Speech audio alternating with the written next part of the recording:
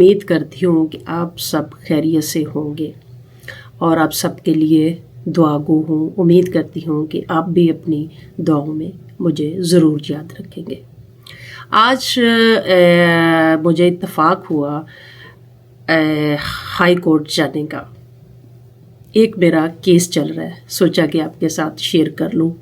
ہو سکتا ہے اور بھی لوگوں کے مختلف قسم کے واسطے ڈائریکٹ انڈائریکٹ ان لوگوں سے پڑھتے رہیں، اور میں آج اس نتیجے پر پہنچی ہوں کہ ہمارے پاکستان جیسے ملک میں جس کو کتنے سال ہو گئے ہیں آزاد ہوئے، لیکن آج بھی ہم انہی زنجیروں میں بندھے ہوئے ہیں.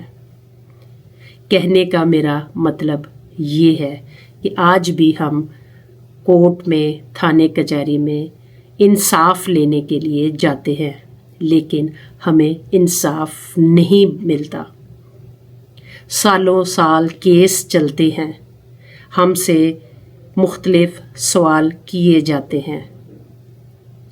ایسے میں میرا ماننا ہے کہ ہمیں اس پاکستان جیسے ملک پہ مدعی نہیں، ایک ملزم ہونا چاہیے، کیونکہ مدعی کے لیے آسانیاں نہیں، ایک ملزم کو بہت آسانیاں ہیں اس پاکستان میں جینے کے لیے. اللہ حافظ.